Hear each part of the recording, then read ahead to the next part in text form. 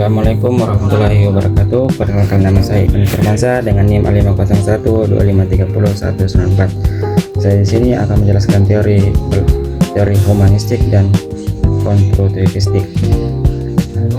Teori humanistik dan teori konstruktivistik.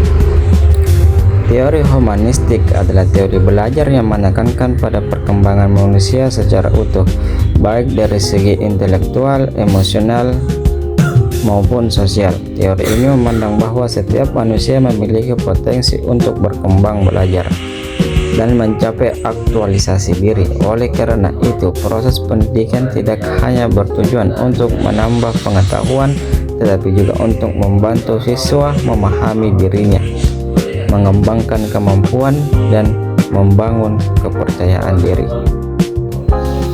Berikut adalah tokoh-tokoh teori humanistik. Abraham Maslow.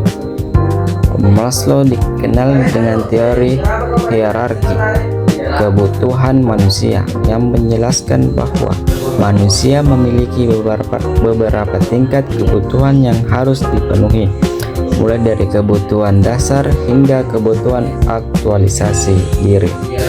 Charles Rogers menekankan bahwa pembelajaran akan lebih efektif jika siswa terlibat secara aktif dan merasa dihargai dalam proses belajar. Ia juga menekankan pentingnya hubungan yang positif antara guru dan siswa. Ciri-ciri teori humanistik menekankan pada perkembangan kepribadian dan potensi manusia, menghargai perasaan, pengalaman, dan kebutuhan siswa. Pembelajaran berpusat pada siswa, students centered learning. Guru berperan sebagai fasilitator, bukan hanya pemberi manfaat. Lingkungan belajar yang harus mendukung dan menyenangkan. Tujuan teori humanistik. Tujuan utama teori humanistik adalah membentuk siswa untuk mengenal dan mengembangkan potensi diri, memiliki kepercayaan diri dan kemandirian, mencapai aktualisasi diri, yaitu menjadi pribadi yang mampu mengembangkan kemampuan secara maksimal. Contoh penerapan dalam pembelajaran. Penerapan teori humanistik dalam pembelajaran adalah ketika guru memberikan kesempatan kepada siswa untuk mengungkapkan pendapat, berdiskusi, dan mengekspresikan ide mereka. Guru juga memberikan dukungan dan motivasi agar siswa merasa dihargai dan dipercaya diri dalam proses belajar. Teori konstruktivisme. Teori konstruktivisme adalah teori belajar yang menyatakan bahwa pengetahuan tidak hanya diberikan oleh guru, tetapi dibangun sendiri oleh siswa melalui pengalaman dan interaksi dengan lingkungan. Dalam teori ini, siswa dianggap sebagai pelajar aktif yang berperan dalam memahami diri. Tokoh-tokoh teori konstruktivistik. James Piaget menjelaskan bahwa pengetahuan berkembang melalui proses asimilasi dan akomodasi berdasarkan pengalaman belajar. Lev Vygotsky menekankan pentingnya interaksi sosial dan kerjasama dalam proses belajar. Ciri-ciri teori konstruktivisme.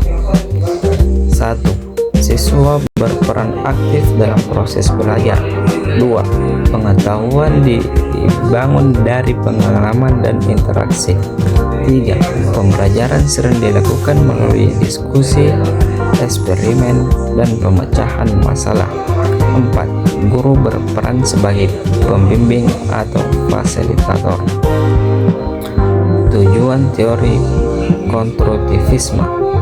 Tujuan dari teori konstruktivisme adalah membantu siswa untuk mengembangkan memahami diri terhadap suatu konsep.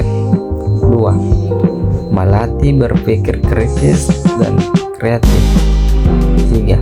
Meningkatkan kemampuan memecahkan masalah. Berikut adalah contoh penerapan dalam pembelajaran.